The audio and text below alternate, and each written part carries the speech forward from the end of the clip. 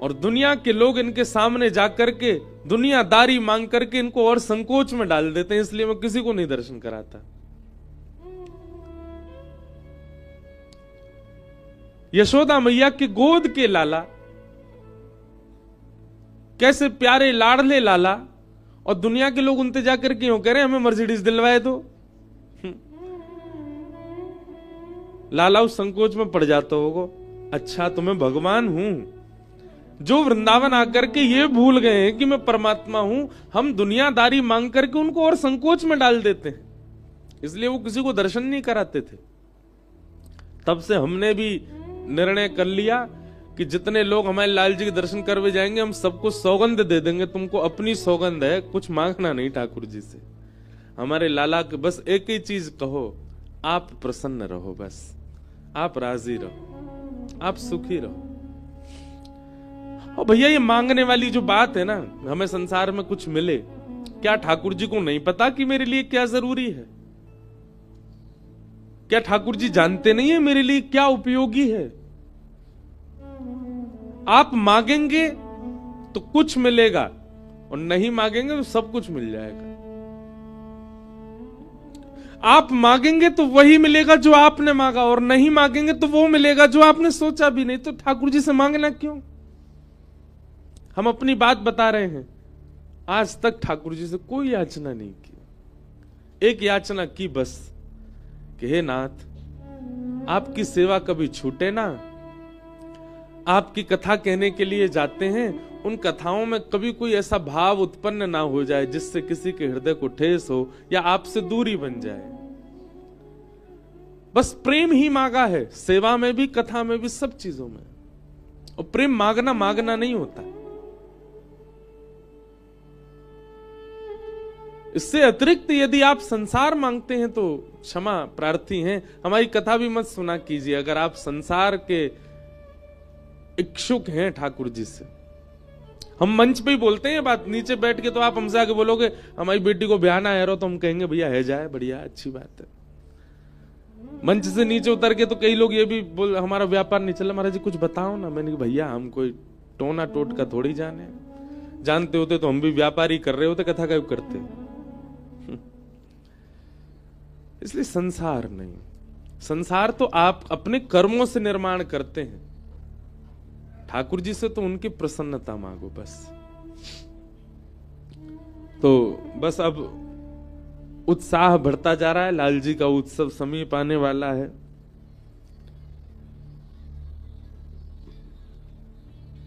कल हम लोग बड़े प्रेम और भाव से श्रवण कर रहे थे ठाकुर जी का जन्मोत्सव। नंदस्त्वात्मज उत्पन्ने जाताह्लादो महामनाः, आहूय विप्रान् वेदज्ञान स्नातः सुचिरलंकृतः, वाचयित्वा स्वस्तेनं जातकर्मात्मजस्य वैः, कारयामास विधिवत् पितृदेवार्चनं तथा। एक बात सुनिएगा बंधु,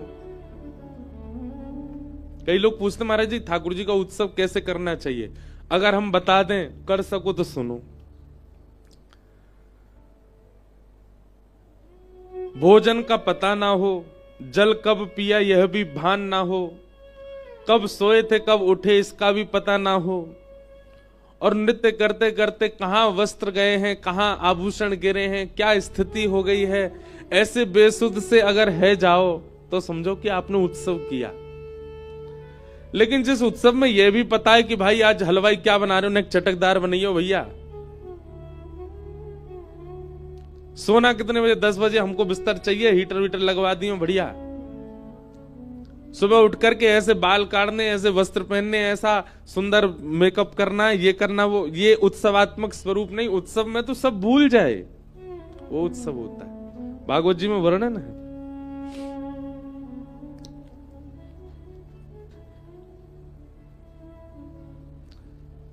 ब्रजवासियों की ऐसी स्थिति हो गई है कि कब सोए हैं, कब जागे हैं, कब खाए हैं, कब पिए हैं, इसका कोई पता नहीं है। बस नाच रहे हैं, नंद घर आनंद भयो जय कन्हैया लाल की। किसी के उत्साह को देख करके इतना उत्साह, इतना उत्साह, इतना उत्साह। किसी ने पूछा, अरे भैया तू तो इतनी जोर से नाच रहा है, इतनी जोर से उत्सव मना रहा है, तेने देख लियो नंद जी को लाला? नाचते नाचते बोलो, नहीं नहीं अभी नहीं देखो।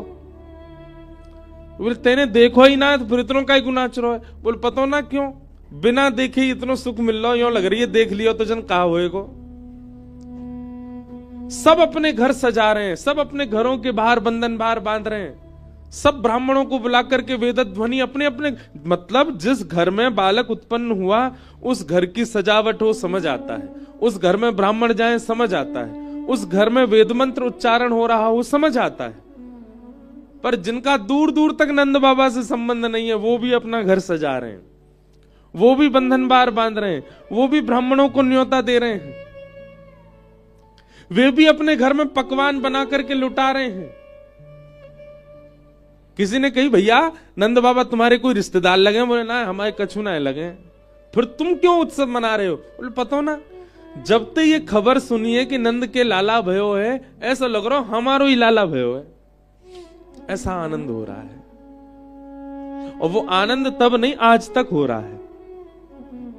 आज भी जन्माष्टमी के दिन पूरा भारत सजता है, पूरे भारत में उत्सव होता है, सब अपने घर में सजाते हैं, सब अपने घर में उत्सव करते हैं, पंचामृत अभिषेक करते हैं। क्यों? लाला तो नंद जी को, सब क्यों कर रहे हैं? अब भले अब की भावना में तो कईयों को ये बात है कि ये भगवान है, ये ईश्वर है, परमात्मा है, इस भाव से करें, पर वास्तव में तो ठाकुर जी जिस दिन जन्माष्टमी के दिन प्रकट हुए हैं, उस दिन सबको ऐसा लगने लगा कि हम सबका लाला उत्पन्न हुआ है, हम सबका प्राण उत्पन्न हुआ है। ये अपने आप सबके मन में भाव आने लगा, इसलिए सब उत्सव मना रहे हैं। अवाद्यंत विचित्राणि वादित्राणि महोत्सवे। एक बार की एक घटना सुनाऊं, मैंने शायद सुनाई नहीं होगी कभी कथा में।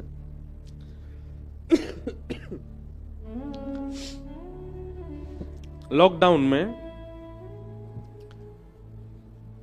वृंदावन में एक जगह है, अब हम नाम बोल देते हैं ना तो लोग बाग ढूंढने लगते हैं, पर वो बड़ा गोपनीय स्थान है, वहां ज्यादा भीड़ जाती नहीं है। बता देते हैं, फिर भी मिलेगा नहीं जहां तक है। रामबाग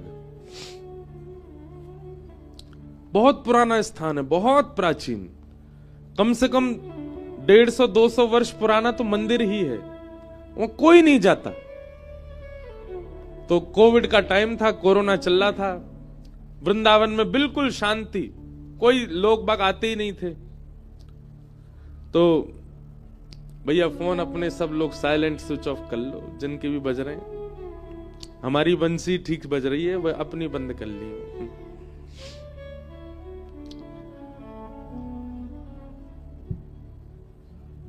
तो वृंदावन में रामबाग, उस जगह पे हम गए तो वहां 2 महात्मा रहते थे, अभी भी 2 ही रहते हैं।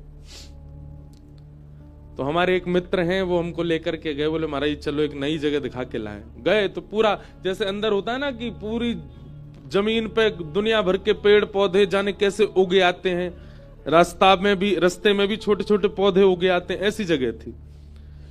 विशाल गेट, बहुत पुराना, इतना भारी कि खोल 2 लोगों से भी नहीं खुला, बड़ी मुश्किल से खुला। भीतर गए तो भीतर जाकर के जो दर्शन किया ना, उसका मैं वर्णन नहीं कर सकता। क्या हो रहा था, 2 महात्मा आपस में नाच रहे थे, फूल उछाल रहे थे और टॉफियों को ऐसे एक दूसरे पर उछाल रहे थे। ये दृश्य देखा। और बगल में एक तखत रखा था और उस तखत पर ऐसे चौकी, और चौकी के ऊपर जहां भागवत जी रखी ना, वहां पर एक ट्रैप रिकॉर्ड रखा था। ट्रैप रिकॉर्ड में पिताजी की कथा चल रही थी और पिताजी की कथा में भी जन्मोत्सव चल रहा था ठाकुर जी का, और दोनों महात्मा फूल उछाल उछाल करके नाच रहे थे। हम जैसी आए तो महात्माओं ने हमको भी बिठाया। मैंने कहा बाबा जी क्या कर रहे हो? तो क्या बोले मैं अभी तक 70 कथा करवा चुका हूं आपके पिताजी की। मैंने कहा कैसे? बोले हम पे 7 दिन की कथा का पूरा सेट है, जब मन होता है तब पूरी कथा पहले दिन से ही लगाते हैं और पहले दिन की कथा लगा के जैसे बाकायदा यजमान आरती करते हैं, जैसे तिलक करते हैं, हम ये ट्रेपिकॉर्ड कोई तिलक कर दें, इन्हीं कोई माला पहना देते हैं। और बाकायदा जो जो उत्सव आपके पिताजी कथा में बताते, हम सारे उत्सव दोनों मिलकर के यही करते हैं।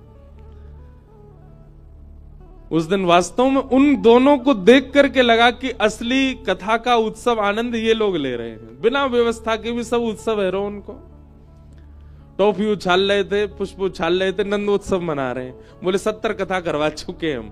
बोले हम पे धन तो इतना नहीं है कि हम इतनी व्यवस्था कर सकें, तो हम तो भैया एक कहीं से पैसा इकट्ठे करके पूरी कथा को, कात्यायनी वाली पिताजी की कथा कात्यायनी में हुई बहुत वर्ष पहले, बहुत प्रसिद्ध कथा, उसका पूरा सेट है। और सुबह से पहले दिन आते 7 दिन तक यही कथा को चलावें नियमित रूप से, और ऐसा विचार कर लें कि व्यास जी हमारे सामने बैठे हैं, वो कथा सुना रहे हैं। आज नंदोत्सव था कथा में, और भैया हमारी कथा तो सार्थक है गई। क्यों? जिन व्यास जी की कथा हम 70 बार करा चुके, आज 70वीं कथा के नंदोत्सव में उन्हीं को लाला आ गए हो, हमारी कथा तो सार्थक है गई। मैंने कहा महाराज जी असली उत्सव तो आप ही कर रहे हो, ये उत्सव का स्वरूप होता है। लोगों को व्यवस्थाएं बहुत चाहिए तब उत्सव होता है। अच्छी बात है व्यवस्था, हम भी लाल जी का व्यवस्था करके उत्सव करते हैं, पर व्यवस्था प्राधान्य उत्सव नहीं होना चाहिए, उत्साह प्राधान्य उत्सव होना चाहिए। आप आना नाथ द्वारा में वहां व्यवस्था बहुत होंगी, पर व्यवस्था से उत्सव नहीं मन रहा होगा, जितने लोग होंगे उनके उत्साह से उत्सव मन रहा होगा। भागवत जी में वर्णन आता है कि ढोल नगाड़े बाजे तबला ढोलक इन सब की तो 4 5 6 7 दिन की अवधि होती है बजने की, रोज थोड़ी बजते रहेंगे, इनका भी एक समय है। और 7 दिन से तुम ढोलक बजाए ही जा रहे हो, तो फिर कैसे बचेगी बेचारी, फट जाएगी। लेकिन वृंदावन में तो 1 साल तक उत्सव चला, गोकुल में ठाकुर जी के, तो फिर क्या बज रहा था वाद्यों में? तब कहते हैं अवाद्यंत विचित्राणी, ऐसे वाद्य बज रहे हैं जो बड़े विचित्र हैं। तो हमारे नाना जी कहते, बोले कैसे बज रहे हैं? बोले जिनके सिर पर बाल नहीं है, ब्रजवासी उनके कंधा पे बैठ जाएं और बैठ के कहें तेरे बाल ना है, तेरे मूड को कहा काम है, बोले यही ढोलक बना के बजाए दो। और बोले हाथों से विचित्र विचित्र आकृति बना करके उसमें से स्वर निकाल रहे हैं, कोई अपने गाल बजा रहा है, कोई मोटी पेट वार बजा, ओ हो ढोल आगो ये बजाओ। ऐसे उत्सव मन रहा है पूरे गोकुल में। और सुनो, जिनके साथ ऐसा कर भी रहे, जिसका किसी का मूड बजा दिया, किसी के पेट पे बजा दिया, उसको भी बुरा नहीं लग रहा, वो कह रहा न घुमकी तो लगा जोड़ते। ऐसा उत्सव मन रहा है पूरे ब्रज में। क्यों? क्योंकि सब आनंद में है। और जब सब आनंद में होते ना, किसी को अपने मान की चिंता नहीं होती। फिर मैं, मेरा मान हो, मेरा सम्मान हो, मेरी प्रतिष्ठा हो। उत्सव में यही होना चाहिए, मान रहित होकर के उत्सव होता है। उत्सव कैसे मनाना चाहिए ये तो नंदोत्सव की पूरी कथा से सीखो। मान रहित होकर के, नींद रहित होकर के, निद्रा रहित होकर के, क्षुधा रहित होकर के, वही उत्सव है। एक हमारे हैं प्रेमी पंजाब के, उन्होंने कथा कराई, तो कथा में सारे ब्राह्मणों को भोजन पे बिठाया। अब वो 1 रोटी 2 रोटी 4 रोटी तक तो बेचारे सबरे जीम लिए, और 5वीं रोटी लाए। अब ये थाली लेके भागे, वो पीछे पीछे रोटी लेके भागे। ये सब बोले इतना क्यों खिलाते हो आप? तो मैं वहीं बैठा था, तो क्या बोले? बोले महाराज जी ब्राह्मण भोजन में तब मानूं कि पाते पाते ब्राह्मण हॉस्पिटलाइज्ड हो जाए। मैंने कहा वारे भैया, वारे तुम्हारी भक्ति, बेचारो ब्राह्मण हॉस्पिटलाइज्ड हो जाए तब मानेंगे कि हाँ ब्राह्मण को भोजन कराया। और फिर उसके उपचार में जो पैसा लगे, बोले हाँ वो दक्षिणा है हमारी, वो दक्षिणा देंगे। तो लोग बागों के ऐसे भाव है। सीधी बात, देह को जो जो चाहिए अभिमान रूप में, जैसे निद्रा देह का अभिमान है, प्यास देह की जरूरत अभिमान है, क्षुधा भूख ये देह का अभिमान है, स्वरूप की सुंदरता ये देह का अभिमान है, वस्त्र का संभलना ये देह का अभिमान है। इन सब अभिमानों से जब परे हो जाता है ना व्यक्ति, तब उत्सव होता है, उसमें भान नहीं होता। हमारे लाल जी के उत्सव में 7 दिन निद्रा तो दूर की बात है, सो ही नहीं पाते हम। कथा भी हम करेंगे, उत्सव भी हम करेंगे, गाएंगे भी हम, नाचेंगे भी हम, श्रृंगार भी करेंगे, उत्सव की पूरी भूमिका भी बनाएंगे, संतों को भी स्वागत करेंगे, वैष्णवों से भी मिलेंगे। सोने का समय कहाँ है? और जहां निद्रा सोली जबरदस्ती सब लोग भेज देते हैं, 2-3 घंटा सो लेते हैं, पर निद्रा का समय नहीं होता वहां। वही तो उत्सव है। और घर के लोग तो भैया 5-6 दिन का ब्याह उत्सव करते हैं, उसके बाद फिर सब बीमार पड़ जाते हैं। मैया को जे हो गया, पिताजी वहां पड़े हैं, ये क्यों सोए नहीं। पर लाल जी के उत्सव विश्राम होगा, 2 दिन बाद से दूसरी जगह कथा भी शुरू हो जाएगी और सब स्वस्थ रहेंगे, क्योंकि वो उत्सव वो यज्ञ से कम नहीं है। जब उत्सव होता है ठाकुर जी का, आप जितना उछल के नृत्य करते हैं ना, उतने अश्वमेध यज्ञों का फल आपको मिल रहा होता है। सबसे बड़ा उत्सव है, सबसे बड़ा यज्ञ है। हम तो कथा में कहते हैं कि सूझबूझ करके नृत्य नहीं करना चाहिए कभी भगवत कथा में। अरे कोई तेज ताल वाला भजन आ गया, चलो नाचते हैं, नहीं। नृत्य कैसा होना चाहिए? जहां आपके पैर रुके ही नहीं पा रहे, जहां आपका मन रुके ही नहीं पा रहा, आपका रोम रोम कह रहा है नहीं भाई अब तो नृत्य करना है, तब नृत्य होता है। वाग्गदगदा द्रवते यस्य चित्तम। भगवान का परिचय तो सबने सुना है, भक्त का परिचय भगवान दे रहे हैं, ध्यान से सुनना। वाग्गदगदा द्रवते यस्य चित्तम रुदत्य भिक्षणम हसति क्वचिच्च विलज्ज उद्गायत नृत्यते च मद्भक्ति युक्तो भुवनम पुनातु। भगवान कहते हैं वाग गदगदा द्रवते यस्य चित्तम, जिसकी वाणी गदगद हो जाती हो मेरी बातें कहते कहते या मेरी बातें सुनते सुनते, द्रवते यस्य चित्तम, जिसका हृदय द्रवित हो जाता हो, भर जाता हो प्रेम से। रुदत्य भिक्षणम हसति क्वचिच्च, मेरा स्मरण करके कभी भी उसके नेत्रों से अश्रु आ जाते हो, मेरा स्मरण करके खूब ठाके मार के हंसता हो। और विलज्ज उद्गायत नृत्यते च, मेरा कोई संकीर्तन या मेरा कोई प्रसंग सुन करके वो विलज्ज निर्लज्ज होकर के नृत्य करने लग जाए, किसी को दिखाने के लिए नहीं, किसी को बताने के लिए नहीं, बस वो रोक नहीं पाया स्वयं को, नृत्य करने लग जाए। मद्भक्ति युक्त हो, भगवान कहते हैं वो मेरी भक्ति से युक्त है। भुवनम पुनातु, वो जहां जाएगा सबको पवित्र करता जाएगा। और ब्रजमंडल की स्थिति ऐसी हो गई है, सब नाच रहे हैं, सब गा रहे हैं। 80 वर्ष की एक मैया, 90 वर्ष की मैया, एक दांत नहीं है मुंह में। और जैसी पता चली नंद बाबा के लाला भयो है, अपनी 80 वर्ष पुराने ब्याह के जोड़ा को निकाल के पहन के आई है। चलो नहीं जा रहा हूं बिना लाठी के, लेकिन ऐसा 16 श्रृंगार करके आई है, आंखन में काजर लगा के आई, होठन में लालिमा लगा के आई है, नवलखा को हार पहन के आई है। और अपने ब्याह के समय की, कितने साल पहले वह को ब्याह भयो, वह समय की पोशाक धारण करके आई है। कमर झुक गई है, मुख उठा नहीं पा रही है, नेत्र अच्छे से खोल नहीं पा रही है, और बीच लाखों की भीड़ में जाकर के वो भी नृत्य कर रही है।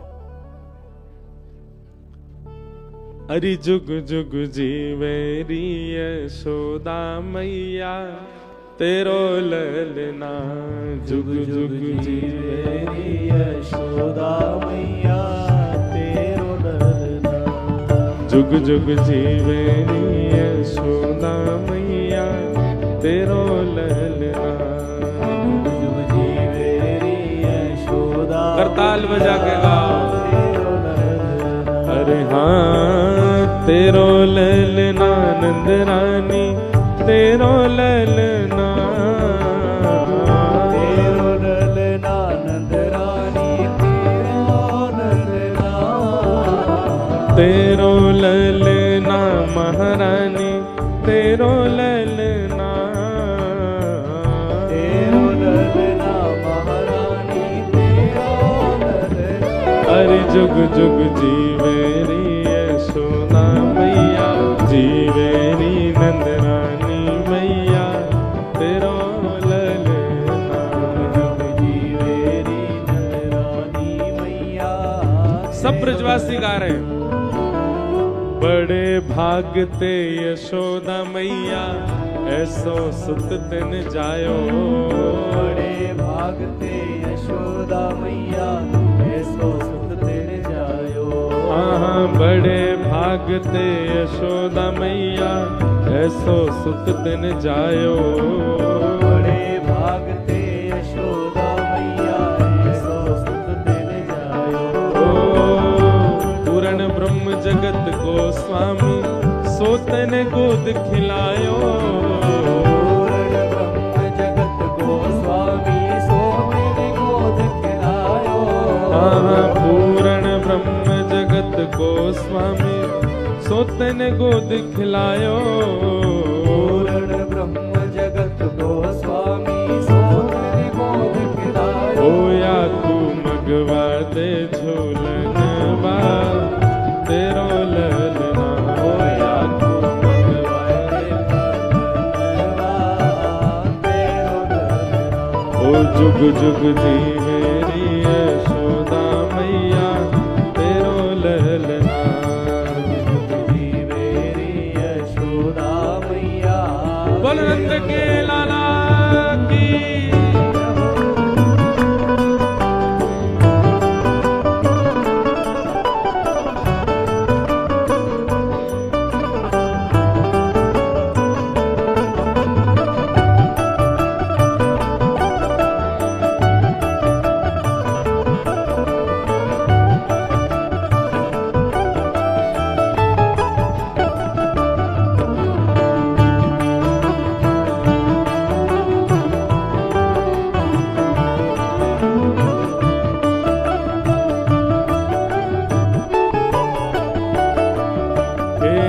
धन्य घड़ी जब होए यशोदा मैया कह के बोले।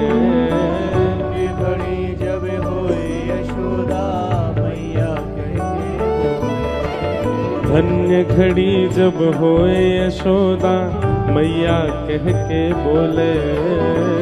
ये घड़ी जब होए यशोदा मैया कह के बोले। ओ नूपुर बांध दो चरणन में, घुटमन घुटमन डोले। नूपुर बांध दो चरणन में, घुटमन घुटमन डोले। हाँ, नूपुर बांध दो चरणन में, घुटमन घुटमन डोले। नूपुर बांध दो चरणन में, घुटमन घुटमन डोले। अरे पकड़े बाबा की उंगरिया, तेरा ललना। बाबा की उंगलिया, तेरा ललना। अरे पकड़े बाबा की उंगरिया, तेरो ललना। बाबा की उंगलिया, तेरा ललना। अरे जुग जुग जीवेरी नंद रानी मैया, तेरो ललना। जुग जुग जीवेरी नंद रानी मैया, तेरा ललना। ओ जुग जुग जीवेरी यशोदा मैया, तेरो ललना। जुग जुग जीवेरी यशोदा मैया, तेरा ललना। अरे हाँ, तेरो ललना नंद रानी, तेरो ललना। तेरो ललना नंद रानी, तेरो ललना। हे तेरो ललना महारानी राधा रमणा। तेरो ललना महारानी रमणा। अरे जुग जुग जीवेरी यशोदा मैया, तेरो ललना। जुग जुग जीवेरी यशोदा मैया, तेरो ललना। हाँ, जुग जुग जीवेरी नंद रानी मैया, तेरो ललना। जुग जुग जीवेरी नंद रानी मैया, तेरो ललना। हे ब्रज में आनंद भयो। नंद घन आनंद भयो, जय कन्हैया लाल की, यशोदा के लाला भयो, जय कन्हैया लाल की, ब्रज प्रतिपाल भयो, जय कन्हैया लाल की, हे नंद घन आनंद भयो, कन्हैया लाल की, हे नंद घन आनंद भयो, जय कन्हैया लाल की, हाँ गंगा घर आनंद भयो। जय कन्हैया लाल आज ये नंदोत्सव कहाँ मन रहो? श्री गंगा जी के घर में मन रहे हो। गंगा घर आनंद भयो, जय कन्हैया लाल की, हे भोले घर आनंद भयो, जय कन्हैया लाल की, हे नगर आनंद भयो, जय कन्हैया लाल की, हे यशोदा के लाला भयो, जय कन्हैया लाल की, हाँ जग प्रतिपाल भयो, जय कन्हैया लाल की, श्री राधा रमण लाल भयो, जय कन्हैया लाल की, श्री राधा वल्लभ लाल भयो, जय कन्हैया लाल की, हे नंद घन आनंद भयो, जय कन्हैया लाल आनंद घन आनंद भयो, जय कन्हैया लाल की, हे नंद घन आनंद भयो। जय कन्हैया बोल नंद के लाला की बधाई हो। भाई कैसी रूखी बधाई दे रहे हो, जोर की दो बधाई हो। विराज जाओ सब लोग। पूरे ब्रजमंडल में आनंद है रो। ब्राह्मण देवता ऐसे स्वस्वरन को पाठ कर रहे हैं महाराज। नंद बाबा आनंदित है रहे हैं। और तभी आगमन हुआ प्रथम राक्षसी का, जो कि आ ही जाती है जब ऐसा चल रहा हो तो। बिल्कुल विराज जाओ सब लोग आनंद से। बंधुओं देखो, एक बात बहुत ध्यान से सुनिएगा। संपूर्ण कथा ना मानव को कुछ ना कुछ सिखाने के लिए होती है। सब लोग इधर देखिए, आपस की चर्चा मैया बाद में कर ली हूं, नेक हमारी चर्चा सुन लो। पर आप बतियाते रहियो पूरे दिन। परसों के बाद नेक शांत मत रहियो।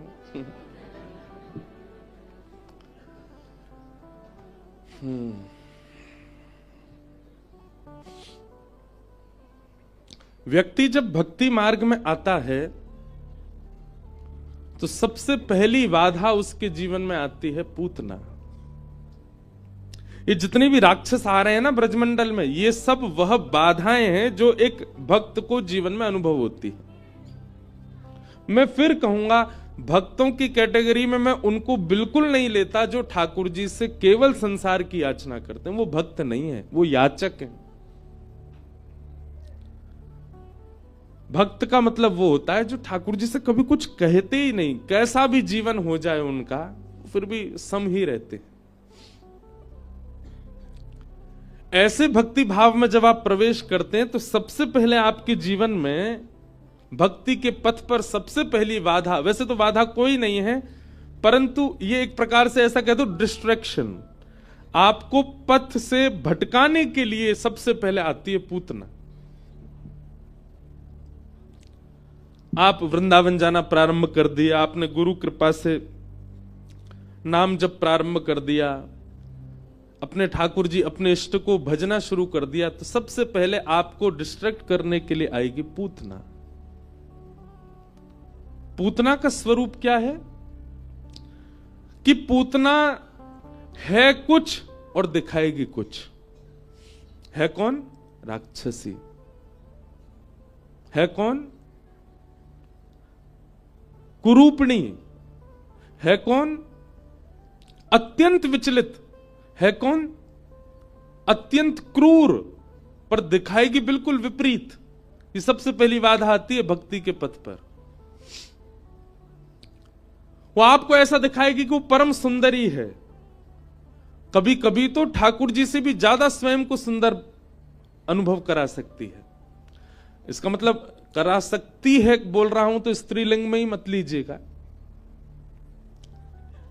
ये कुछ भी हो सकता है, ये कोई व्यक्ति भी हो सकता है, कोई वस्तु भी हो सकती है, कोई स्थान भी हो सकता है जो आपको भक्ति से अपनी ओर खींचे और केवल अपने बाह्य रूप से आपको आकर्षित कर ले, जिसके कारण आपका भक्ति भाव कम होने लग जाएगा। वही पूतना है।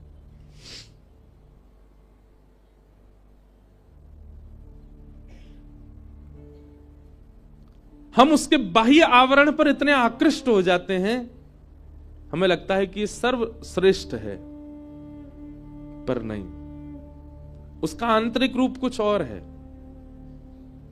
यही पूतना है, इसी से बचना है। और इससे बचने का एक उपाय बताएं। आप कहें महाराज पूतना जीवन में आए, इससे बचा कैसे जाए? अपने सदगुरु के वचन और आप जिस भी प्रसंग को सुनते हैं, सत्संग सुनते हैं, कथा सुनते हैं, उसको ध्यान पूर्वक सुना कीजिए। बंधुओं, कथा केवल सुनने का विषय नहीं है। कथा सुनकर के आप केवल लोगों ने ना रिचुअल की तरह समझ लिया कथा को। जीवन में एक कथा तो करानी चाहिए, ये पैसा हमने अलग से निकाल के धर रखे हैं कथा के लिए, कराए दो कथा। कथा ऐसे नहीं होती है। कथा कोई रिचुअल नहीं है, कथा कोई एक नियम नहीं है कि बस करा ली हो गया काम। का जीवन परिवर्तित हुआ, का जीवन परिवर्तित हुआ। कथा क्या करती है? विवेक बुद्धि को जागृत करती है। विवेक बुद्धि मतलब व्यक्ति है 70 वर्ष का, उसने आधे से, मेरे से तीन गुना आधे से।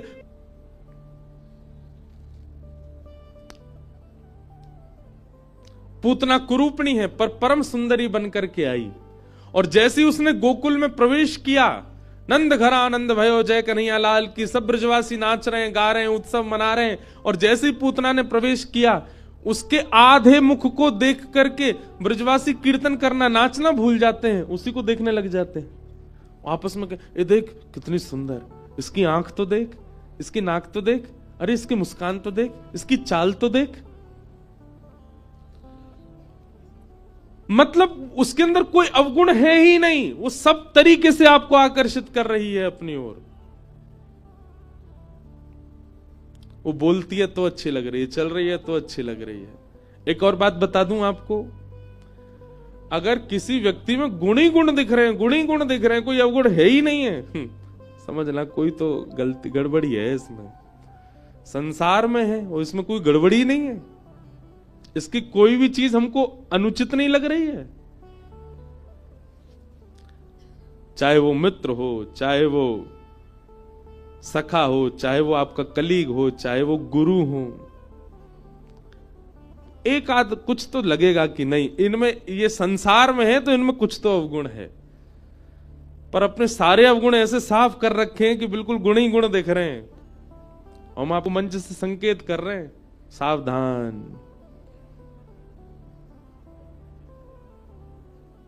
गंगा जी देखो कैसी दिखती हैं, बिल्कुल हरी हरी सी बह रही हैं। ऊपर से देखो तो एक दाना भी कोई वैसा नहीं है, देख कर क्यों लगता गले से लगा ले। पर जैसे कूदोगे, अंदर पत्थर भी हैं विशाल, माथा वाता फूट जाएगा। जल का जो टेम्परेचर है वो इतना कम होगा कि महाराज रोम रोम कांप जाएगा। पानी बर्फ, वो खून बर्फ बन जाएगा।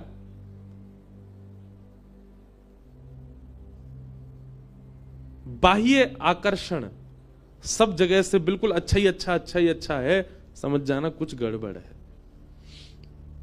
लेकिन कुछ कुछ अवगुण दिख रहे हैं तो फिर यह समझना, वैसा ही स्वभाव रखो, वैसी विचारधारा रखो, वैसा ही वस्त्र रखो, वैसा ही स्वरूप रखो जिससे ठाकुर जी रीझे। जिन भेषा मारो सावरो रीझे, जिन भेषा मेरो गिरधर रीझे, मैं सो ही भेष धरूंगी हो, मैं तो सो ही भेष धरूंगी। अरे हाँ मैं बैरागन हूँगी, मैं बैरागन हूँगी। कहो तो कुसुमल साड़ी रंगावा, कहो तो कुसुमल साड़ी रंगावा, कहो तो भगवा भेष, कहो तो भगवा भेष, कहो तो मोतियन मांग भरावा, कहो तो मोतियन मांग भरावा, कहो तो मोतियन मांग भरावा, कहो तो मोतियन मांग भरावा, कहु छिटकावा के ओ बाला कहु छिटकावा के, अरे हाँ मैं बैरागन मैं बैरागन ओ बाला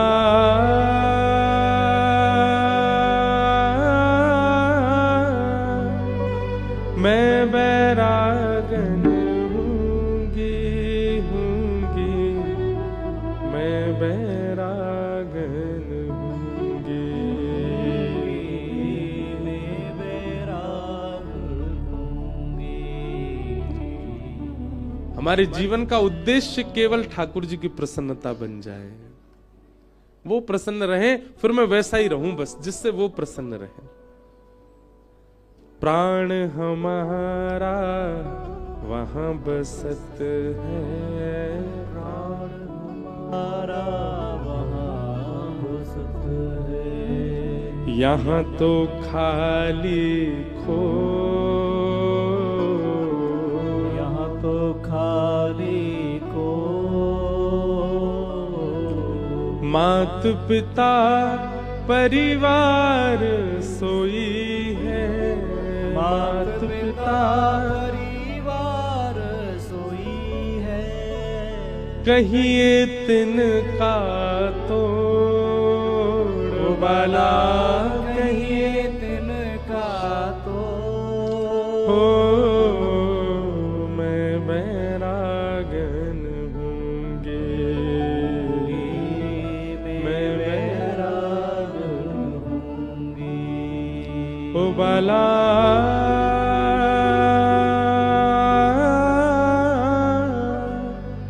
मैं बैरागन हूँगी, मैं बैरागन होंगी, मैं बैरागन। क्यों? जिन भेषा मारो सांवरो रीझे, मैं सो ही भेष धरूंगी। अब यहां तो भेष की बात आई है, पर भेष बाह्य भेष नहीं, आंतरिक भेष। मीराबाई का जो मूल पद है ना, शील संतोष धरूं घट भीतर, शील संतोष धरूं घट भीतर, शील संतोष धरूं घट भीतर, शील संतोष धरूं घट भीतर, शील संतोष धरूं घट भीतर, शील संतोष धरूं घट भीतर। मीराबाई कह रहे हैं,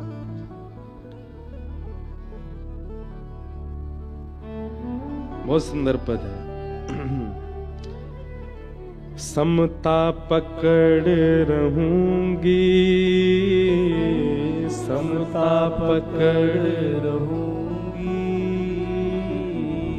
जाको नाम निरंजन कहिए, जाको नाम निरंजन कहिए, ताको ध्यान धरूंगी, हो मैं तो ताको ध्यान धरूंगी, अरे हाँ मैं बैरागन हूँगी, मैं बैरागन हूँगी। और क्या कह रही मीराबाई, गुरु के ज्ञान रंगू तन कपड़ा, गुरु के ज्ञान, सब लोग गाओ, तन कपड़ा, मन मुद्रा पहरूंगी, मन मुद्रा पहरूंगी। हे प्रेम पीयूष हरि गुण गाऊं, प्रेम पीयूष हरि गुण गाऊं। चरणन लिपट रहूंगी हो मैं तो चरणन लिपट रहूंगी। अरे हाँ मैं बैरागन होंगी, मैं बैरागन होंगी। यातन की मैं करूं किंगरी, यातन की मैं रसना नाम कहूंगी, रसना नाम कहूंगी। मीरा के प्रभु गिरधर नागर, मीरा के प्रभु गिरधर नागर। मीरा के प्रभु गिरधर नागर, मीरा के प्रभु गिरधर नागर। हे साधा रंग रहूंगी हो मैं तो साधा रंग रहूंगी। हो मैं तो साधा रंग रहूंगी हो मैं तो साधा रंग रहूंगी। हाँ मैं बैरागन हूँगी, मैं बैरागन हूँगी। ओ मैं बैरागन हूँगी, मैं बैरागन हूँगी। मीरा के प्रभु गिरधर नागर, साधा रंग रहूंगी मैं तो बैरागन होंगी। तो आंतरिक भाव जिन भेषा मारो सांवरो रीझे, जिससे दुनिया रिझाने की भावना आपके चित्त में आ जाती है, तो जाते दुनिया रीझ जाए ना, एक बात भैया कान खोल के सुन ली हो, जाते दुनिया रीझ गई बातें श्याम सुंदर ना रीझे, और जाते श्याम सुंदर रीझ गए बातें दुनिया ना रीझे। दुनिया रीझ है कब रीझ है? जब वो अनुपस्थित हो जाता तब रीझती है दुनिया। जैसे मीराबाई से हम रीझ रहे, कुम्मन दास से हम रीझ रहे, श्री तुलसीदास जी से हम रीझ रहे। जब वे थे तब नहीं रीझे हम, जब वे चले गए तब रीझ रहे, क्योंकि जब वे थे तब ठाकुर जी रीझ रहे थे उनसे।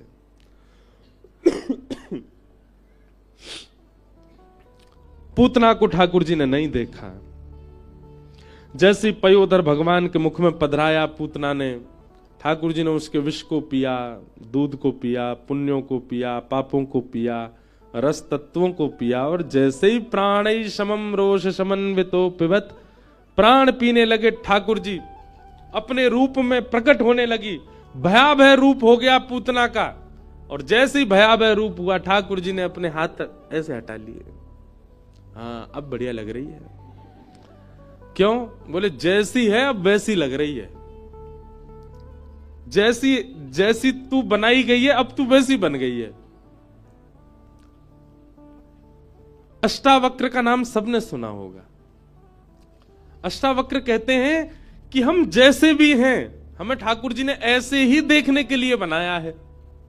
हां, अवगुणता जीवन में है, उसको गुण में परिवर्तित करने का प्रयास करो, पर बाह्य रूप से या अपने आंतरिक कई अंगों से आप जैसे हो ठाकुर जी ने वैसे ही बनाए हो, वैसे ही रहो। कई लोगों का रंग बहुत सांवला होता है, लगे रहते पूरे दिन गोरे हवे में।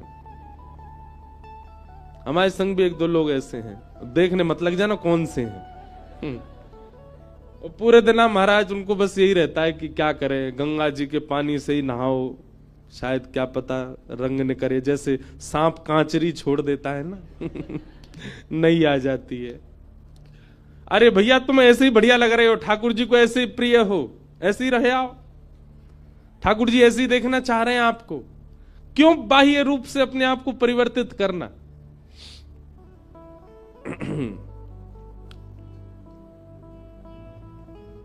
और रही बात आंतरिक भाव की, तो वो कथाओं में, सत्संगों में गुरुजनों से पूछो ठाकुर जी को कैसा गुण प्रिय लगता है, वो मैं अपना निर्माण करूं, वैसा मैं बनाऊं। मीराबाई ने इस पद में लिख दिया है वैसे तो सब कुछ, शील संतोष धरूं घट भीतर। शीलता मतलब कोई कितना भी गुस्सा करे, कितना भी कुछ करे, मैं शील रहूं, मतलब ठंडा भाव रहे, स्वभाव रहे मेरा, ठाकुर जी को प्रिय। संतोष दूसरा भाव, संतोष मतलब चाहे जैसी स्थिति मिल जाए, चाहे जैसा भोजन मिल जाए, चाहे जैसी व्यवस्था मिल जाए, सब में संतोष करना। ममता पकड़ रहूंगी, ममता मतलब दया। 3 गुण तो मीराबाई ने बता दिए।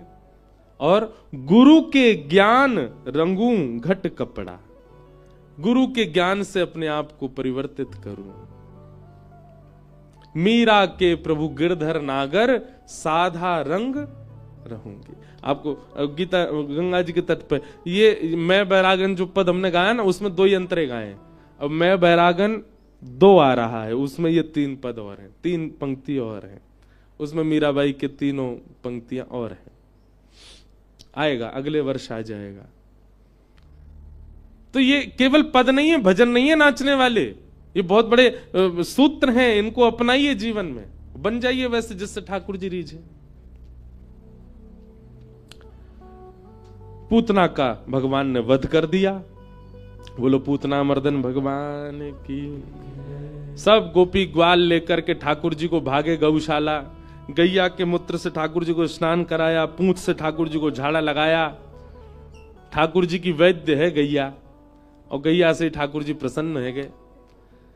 धीरे धीरे ठाकुर जी 3 महीना के भय, करवट उत्सव हुआ।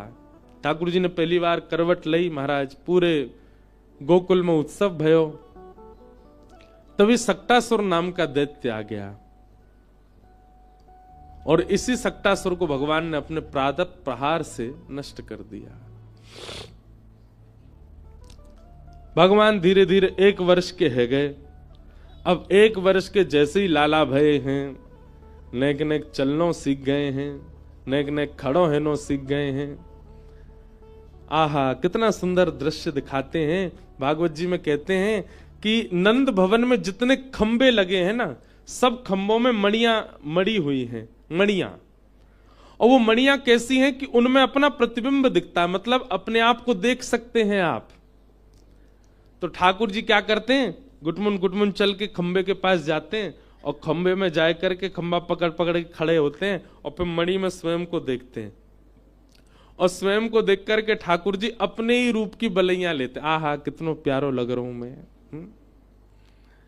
ठाकुर जी को पता नहीं है कि वो खुद ही हैं, पर अपने ही रूप को देख करके मणि खम मणि प्रतिबिंब विलोकत नाचत कुंवर कन्हैया। आहा, ठाकुर जी को लगता कोई सखा आ गया मेरे सामने, अपने ही रूप को देख करके। मणि खम मणि प्रतिबिंब विलोकत, अपने प्रतिबिंब को जब ठाकुर जी अपनी मणि में देखते हैं तो क्या करते हैं, उसको सखा मान करके, और फिर ठाकुर जी उसके आगे हाथ उठा करके नृत्य करने लग जाते हैं, अपने प्रतिबिंब को देख करके। नाचत कुंवर कन्हैया। आहा, यशोदा मैया ये सब दृश्य देख करके आनंदित हो जाती है। धीरे धीरे ठाकुर जी बोलने लगे। कैसे बोले, मैया ने गोद में बैठा लिए लाला, वो लाला बोल मैया। ठाकुर जी नहीं बोले, हंस गए बस मैया को देख के। इतने में नंद बाबा आए, बाबा बोले को मेरी गोद में दो। ठाकुर जी बाबा की गोद में चले गए, बाबा बोले लाला बोल बाबा। ठाकुर जी फिर हंस गए, बाबा नहीं बोले। अच्छा, ठाकुर जी का बाबा रोते बहुत कम है, हंसते ही रहते हैं। रोहिणी मैया आई, अरे मोह दो, मेरो नाम लेगो, लाला बोल बड़ी मैया। यशोदा मैया बोली मैया ना बोल लो, बड़ी मैया कैसे बोलेगो। बलराम जी आए, मेरी गोद में दो, मेरो छोटा भैया ये मेरो नाम बोलेगो। छोटे से ठाकुर जी को लेके बलराम दाऊ दादा बोले लाला तेरो गुरु तो मैं ही हूं, तो को उधम सिखाऊंगो, तो को माखन चुरानो सिखाऊंगो, तो को गैयान को हाकनो सिखाऊंगो। मेरो नाम नहीं लेगो, पहले गुरु को नाम पहले लेना चाहिए। चल बोल भैया। छोटे से लाल जी हंस जाए, कछु बोले नहीं। पूरा घर बैठो बुलवावे, लाला बोल दे मैया बाबा भैया कछु तो बोल।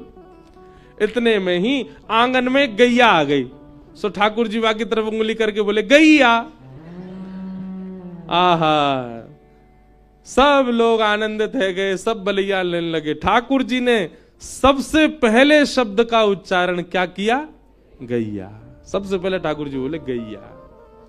और जैसे ही ठाकुर जी बोले गैया, गैया बोलने के बाद मैया बोली लाला फिरते बोलियो। ठाकुर जी बोले मैया। अब मैया बोल गए। नंद बाबा ने गोद में लिए तो बोले बाबा। रोहिणी मैया ने गोद में ली बड़ी मैया। और जैसे बलराम जी ने गोद में लिया, अब सब बोलते भैया बोलते, भैया नहीं बोले। दाऊ जी को परेशान करे, दाऊ दादा के लाला मैंने कहा बिगाड़ो, तो धीरे से बोले भैया। अब तो पूरे नंद भवन में उत्सव मनन लगो, सब नाच रहे हैं, सब गा रहे हैं, सब लाला को गोदी में ले ले करके उछल रहे हैं। बोले हमारो लाला बोलन लगो। महाराज पूरा गोकुल इकट्ठा है गयो। अब सब अपनी गोद में ले, सब अपना नाम बुलवा में मधुमंगल के। लाला बोल दिया मधुमंगल। ठाकुर जी बोले दारी के तोत रहा हूं अभी, कैसे बोलूं? ठाकुर जी बोले नहीं, मन में विचार। अच्छा ये भगवान के जो सखा है सब बड़े हैं ठाकुर जी से। मधुमंगल, श्री दामा, तनसुका, मनसुका, सबसे छोटे ठाकुर जी हैं। इन सब ने ठाकुर जी को खिलाया गोद में। लेकिन 3 बरस के हवे के बाद सबन के राजा बने ढोले पूरे ब्रज में। मधुमंगल, सीतामा भले कितने बड़े हो, ठाकुर जी को आके रोज प्रणाम करें। आहा, पूरे ब्रजमंडल में उत्सव मन रहा है, सब नाच रहे हैं। और सबके नृत्य को देख करके ठाकुर जी भी नृत्य कर रहे हैं। आहा,